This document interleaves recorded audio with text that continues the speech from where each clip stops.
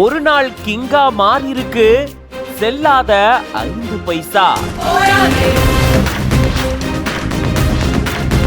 செல்லா காசுக்கு 31 வருஷம் கழிச்சு வந்த இப்படி ஒரு ultimate power.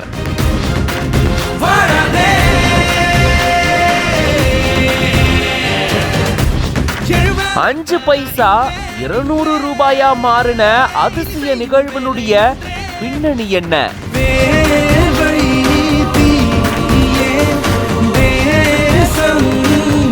Pudukkottai Nizam colony பகுதியில பிரியாணி கடை திறக்கப்பட்டிருக்கு. கடை திறப்பு விழாவை முன்னிட்டு 5 பைசாவோட வரக்கூடிய முதல் 50 நபர்களுக்கு சிக்கன் பிரியாணி வழங்கப்படும் அப்படின்னு அந்த கடை நிர்வாகம் அறிவிச்சிருந்திருக்காங்க. ஆஃபர் நல்லா தாங்க இருக்கு, ஆனா 5 பைசாக்கு நாம எங்க போறது, அதெல்லாம் டைனோசர் காலத்திலேயே முடிஞ்சு போச்சே அப்படின்னு நம்மளா யோசிக்க 5 பைசாவோட கடையை நோக்கி எக்கச்சக்கமான கூட்டம் வர கூட்டத்தை கட்டுப்படுத்த முடியாத சூழல் ஏற்பட்டிருந்திருக்காம். இதன் காரணமா அந்த பகுதியே பரபரப்பா காட்சி அளிச்சிருந்திருக்கு.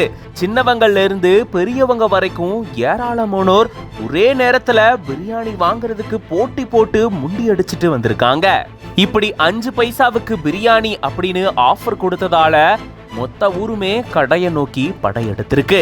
இதை பத்தி நீங்க என்ன நினைக்கிறீங்க அப்படின்றத கமெண்ட்ஸ்ல சொல்லுங்க. மேலும் இந்த மாதிரி நிறைய செய்திகளுக்கு மறக்காம பிஹைண்ட் உட்ஸ் பேஜை ஃபாலோ பண்ணிக்கோங்க.